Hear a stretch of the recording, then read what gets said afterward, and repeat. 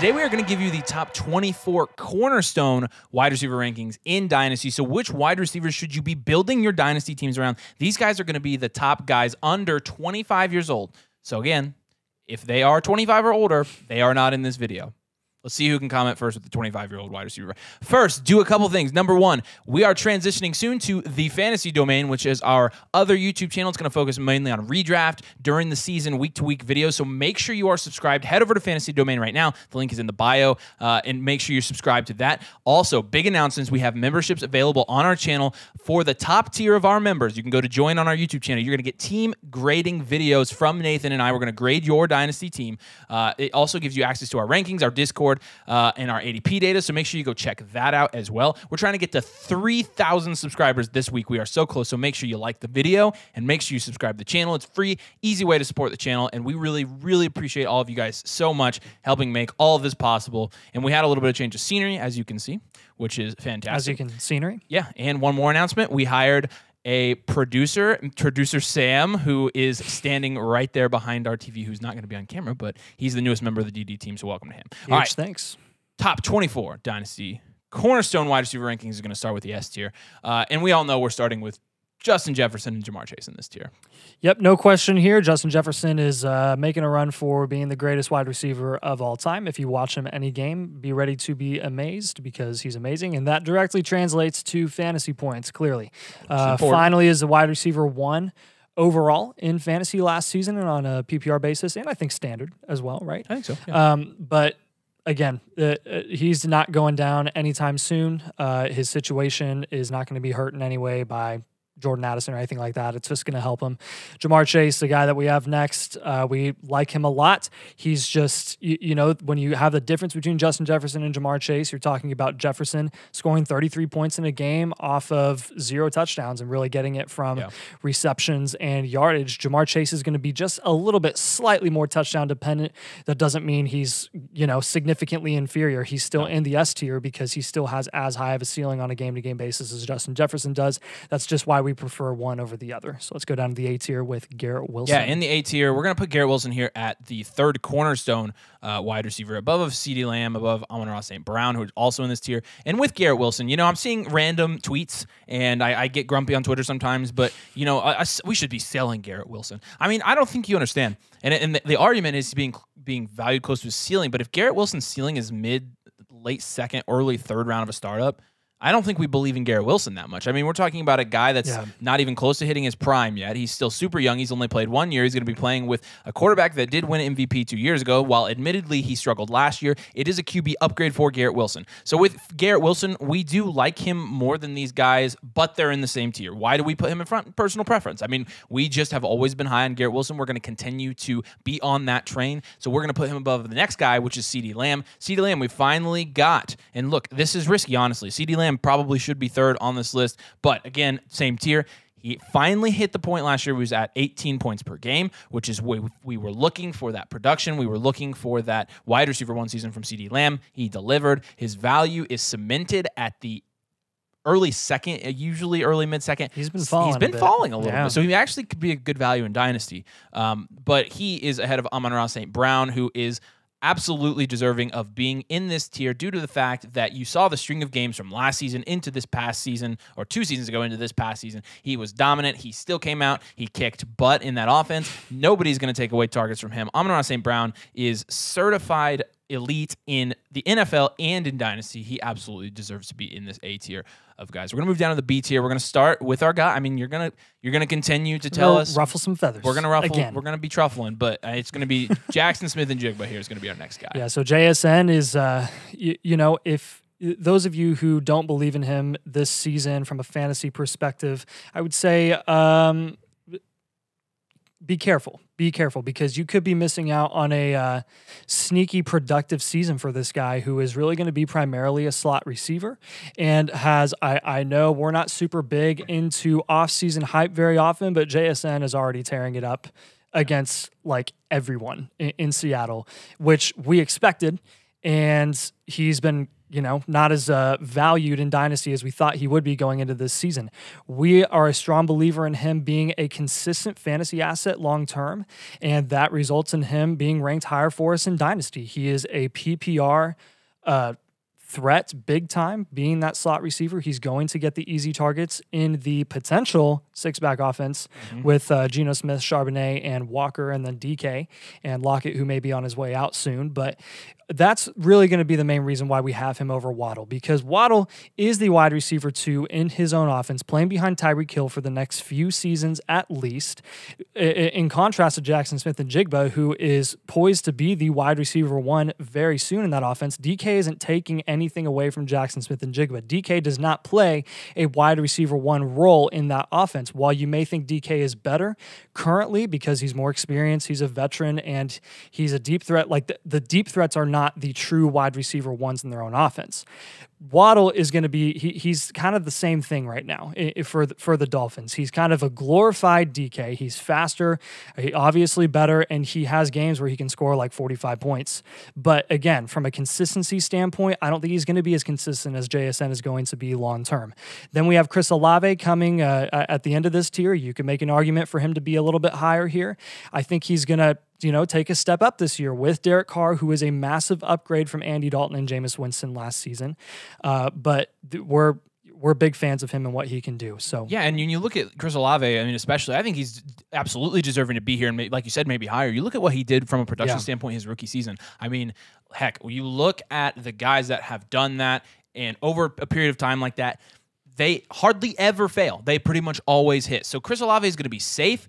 He's still very young. He also got a QB upgrade. I mean, Derek Carr is, believe it or not, better than the alternative. So because of that, Chris Olave, I mean, a lot of people like to say, I mean, I don't know what it is with the second-year wide receivers saying, oh, let's sell them. Like, it's just, I think it's just we're bored in June and it's cute on Twitter, but yeah, we're not saying, really Chris Olave might even be a buy. Like, all right, we're going to go down to the C tier here. We're going to talk about Devonta Smith first. Devonta Smith, we told you last offseason, all offseason, to buy him. We finally did. We probably had him a little bit too low in our last full cornerstone or full wide receiver rankings rather, but we're going to adjust here and we're going to put Devonta Smith in the C tier. That's why we actually do listen to and value the comments. Your comments do matter. Drop a comment and let us know where you agree. Just don't be a jerk. My goodness. Because you can't sway us. You like, can. just tell us just tell us why you disagree. You don't have to say that the channel's crap. Like, you don't have to, but it's part of it. Drake London is also going to be in this tier. Drake London, a guy that I think is a buy. We had this discussion on a video last week. I think a 10-minute discussion actually, but with Drake London, I mean, he's in an offense with Kyle Pitts and obviously Bijan Robinson, and he's going to be probably the main benefactor in that offense from a production standpoint. However, I mean, Drake London, when you look at what he was able to do his rookie season, fairly good numbers in that very, very bad offense for wide receivers. So if he's able to pull that target share again, if he's able to develop his game, he's going to continue to produce at a high fantasy rate. He could be a guy in Dynasty that could be a buy low because he is going in the mid-4th sometimes. If he's going there, we're taking him there all day. And then last, we're going to have T. Higgins. T. Higgins, a guy that people would probably argue should be in the S tier with Chase and Jefferson, knowing people who are I do not see it with T. Higgins. I'm going to talk about the positive things because I know you're going to jump into the argument, okay, T. Higgins should be higher than this because X, Y, Z. T. Higgins, I mean, the reality is, regardless of what his points per game is, when you're looking at the total finish overall, he finishing as wide receiver 18, I think, last year because he did miss a couple games because they did have the one game with the Bills. And that's what we've seen from T. Higgins so far. T. Higgins hasn't come out and proven that he is going to produce at a wide receiver 1 level, at a top 12 wide receiver level. I'm not talking about points per game. I do not care about points per game. The games T. Higgins miss, they count too. They were games where he was healthy, put in people's starting fantasy lineups. Therefore, they do have an impact on his fantasy value. And with T. Higgins, he's a wide receiver 2 in his offense, and so is Devonta Smith. But Devonta Smith has actually scored at a wide receiver 1 level. Drake London is a guy I think is a lot better than T. Higgins. So when you're talking about T. Higgins, I think that this is fairly good for his value. This is fairly good for where he should be valued. Obviously, he's going higher than this in Dynasty startups, so you have to adjust accordingly. But we think T. Higgins is accurately ranked here. And then we're going to jump down to the D tier, and that's going to start with Treylon Burks, who we put. I mean, this is high for Burks. I mean, it is. Yeah. This tier, I would just label as the question mark tier. Yeah. Guys that have a major question mark with their talent or their ability or their experience, and yet they still have elite level ceiling as opposed to the guys that are going to be in the tiers below. So Treylon Burks, starting with him, we could not be more excited. Honestly, we could not be more excited about the QB that they have in Will Levis going to Tennessee, not because we're obsessed with Will Levis as a fantasy asset or as a talent in the NFL, but he is a massive, massive upgrade from Ryan Tannehill from a passing perspective, and he can provide significant volume to Treylon Burks, who's going into his sophomore season, coming in fully healthy, doesn't have asthma anymore, and is and he's going to be that one. Get an inhaler. Yeah, he's going to be just fine. So I think with Burks, we are much higher on him than the Dynasty community as a whole, but we're a big believer in him. Remember, there's no more A.J. Brown in that offense. You saw what A.J. Brown did in that offense before he went to Philadelphia.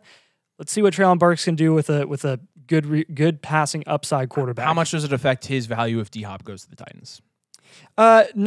Not too much, I don't think, because Burks is so versatile as a receiver, and they can even use him in the running game. And again, he's developmental still. D-Hop, if he signs with the Titans, is only going to be there for a year or two.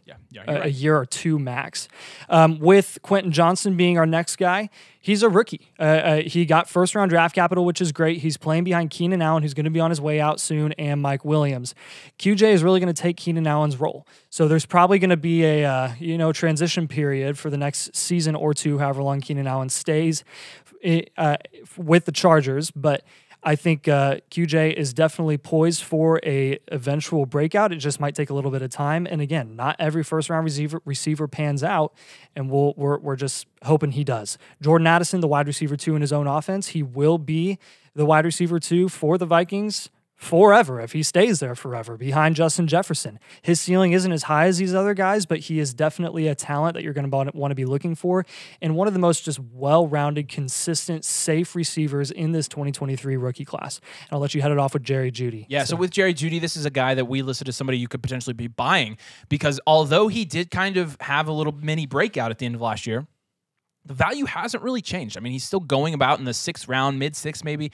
And so Jerry Jeudy's still a guy that's only 24 years old, still a guy that should be the wide receiver 1 in his offense. And when you couple all those together, I mean, he makes for, as we have him ranked here, a pretty decent cornerstone asset. Christian Watson is going to be next on this list. Christian Watson, again, pretty polarizing player, especially on our channel. You know, we're not huge believers in Christian Watson. In fact, we really like Jaden Reed now, who's going to make this list as well. But with Christian Watson, you saw, he had the stretch of games last year where he was scoring touchdowns like crazy. However, I mean, he hasn't proven yet that he can be a consistent fantasy scorer without scoring touchdowns, and that's really what we want to see. He's not a slot receiver, so you don't expect him to be a PPR beast. He's more of a down the field, big play guy. He really is. And when you look at what you're projecting him to do this season, a lot of that is going to be touchdown dependent. So can Christian Watson produce in the games where he's not scoring touchdowns?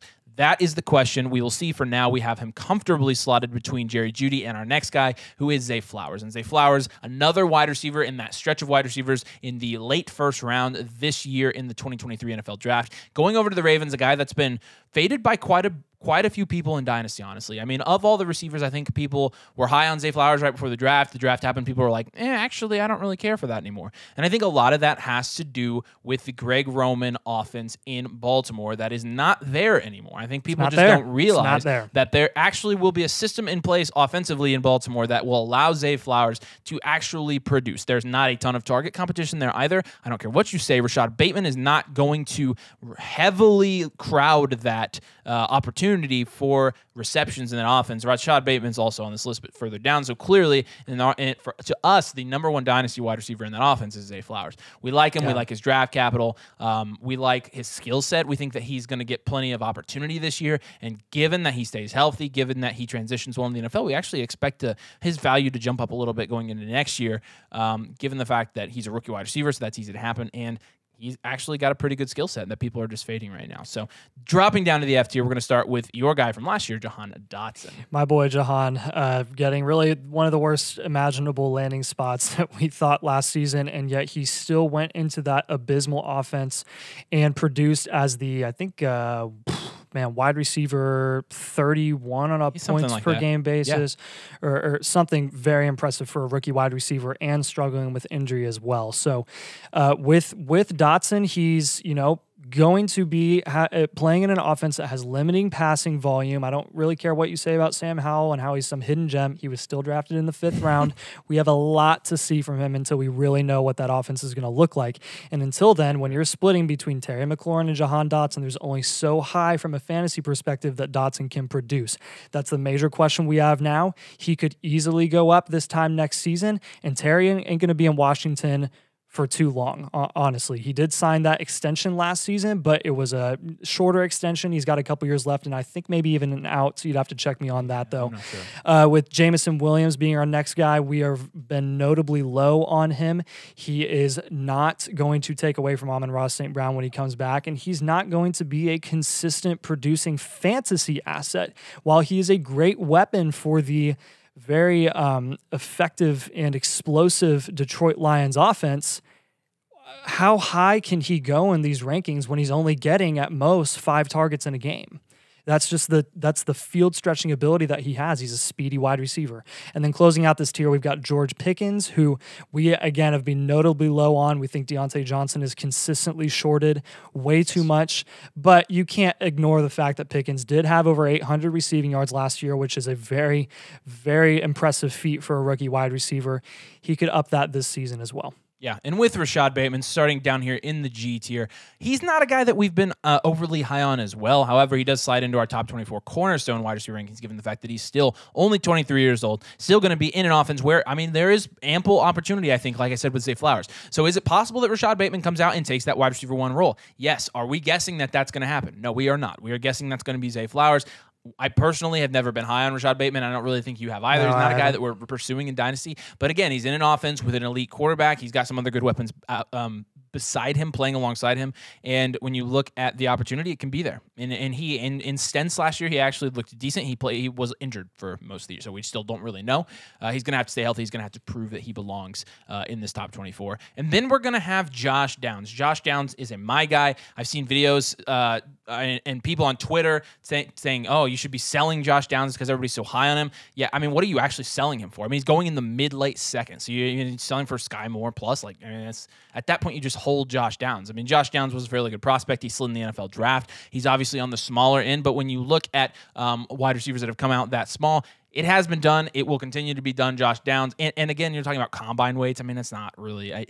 Their combine weight is not the weight that you're at forever in the NFL, which is important to remember. And then Jaden Reed is going to be our next guy on here. And he's a guy that goes into the slot wide receiver role in Green Bay, and that is the most important thing that you need to know. He's going to the slot wide receiver role, meaning what? Meaning that, number one, he's probably been underrated by everybody because nobody had him on their radar for the most part to get that draft capital. He got second round, right? Draft capital? Yes, second round draft capital. He goes into that offense. Other than Christian Watson, there are no receiving threats. I mean, Christian Watson, it was pretty clearly the only guy left there that is going to get targets like that. You also have the rookie tight ends and Luke Musgrave and whoever the other guy was. I can't freaking remember his name.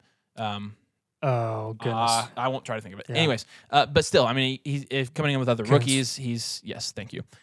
He's going to have equal opportunity. We believe in him a lot more than what people do for this season, especially. I mean, in redraft, he's going as the wide receiver 71. We believe he's going to finish higher than that this year. I mean, with a newer, younger quarterback, we think that he's going to be used a lot in the middle of the field as a PPR guy. And again, when you're talking about dynasty PPR leagues where you're starting 3 wide receivers, those guys can be really valuable. It makes him a good sleeper pick in rookie drafts. It makes him a good buy low target in dynasty, and that's why he slides into our top 24. And we're going to finish it out with these last 3 guys here, starting with Marvin Mims. Yeah, Marvin Mims is one of our favorite players and one of our favorite talents in the rookie wide receiver class this year. And with that being said, we just don't love his fantasy situation in Denver. He could potentially play the field stretcher role in that offense with Jerry Jeudy obviously going to be the wide receiver 1 in that offense we would expect. Does that mean I think all hope is lost for Mims? Not at all. I think he showed in his college film at Oklahoma that he could be a versatile weapon, a versatile wide receiver, and could do more than just stretch the field. He is a speedster, though. That's why he got pushed up draft boards. So I expect him to use him when they take shots downfield. I just don't know how much consistent targets that's going to get him, especially his rookie season. Jonathan Mingo, we put him on here because he did get, you have to admit, he did get good early second round draft capital. And long term, I mean, He could potentially be the wide receiver one in Carolina's offense. What does that really mean for Bryce Young developing as a quarterback over the next season or two? Not really anything, especially when Adam Thielen's there. And yes, DJ Chark will have a role there as well. And they're both seasoned, experienced veterans. That's really the nicest we're going to be to Jonathan Mingo on this show during the offseason. So I hope you enjoyed that. Let's move on to Sky Moore, who's going to close out this tier, close out these top 24 Cornerstone rankings. Sky Moore has kind of been shorted, and we're not usually high on Kansas City Chiefs weapons because they tell us on TV to the media all the time that it's going to be a different weapon, a different receiver every single week. So do we expect Sky Moore long-term to be some elite dynasty, elite fantasy asset? No, but he's just going too low right now. He just is. He has second-round draft capital. They drafted him as a developmental wide receiver who would take a couple years to really fill the holes, fill the gaps that Tyreek Hill left in that offense. Not saying he's going to be Tyreek Hill, but he does add a lot of versatility to that offense, explosiveness, and then they can explosivity. Yes. And then they can potentially even run some fun jet sweeps. Maybe Sky Moore can get some rushing upside in that offense as well. Yeah, absolutely. All right, and those actually was like 26, I think. We put Mingo and Sky in there because honorable mentions. We don't want to make you mad. No, we want you to be happy about Jonathan. Put Mingo on there. We want you to own that mediocre wide receiver and feel real good about it, even though we're telling you not. You can take him. All right, so listen, there's a couple things I didn't announce that we also have. Number one, we got merch online. It says new merch, not new mer, believe it or not. So go to, it's on our YouTube page. It's under shop. Go get some Dynasty Domain merch. That's available as well if you want to proudly rep the logo. And then also, if you're seeing the football thing up there, that's Fozzie Football. They've partnered with us, and if you played paper football as a kid, you're going to love this game. It's like paper football, but it's a really nice vinyl board, and you have game pieces, and you slide. I mean, just like paper. It is awesome. So make sure you go check that out as well. Just Google Fozzie Football. Use code DOMAIN, and you get a discount from us as well. Make sure you subscribe. Make sure you are liking these videos as well. It really helps us out. Super free, super easy, super cool when you do it, so we appreciate that. Go check out our memberships. All kinds of stuff available for you right now at Dynasty Domain. And make sure the Fantasy Domain, make sure you're subscribed there. As always, we appreciate you watching. Thanks for joining us, and we'll see you later.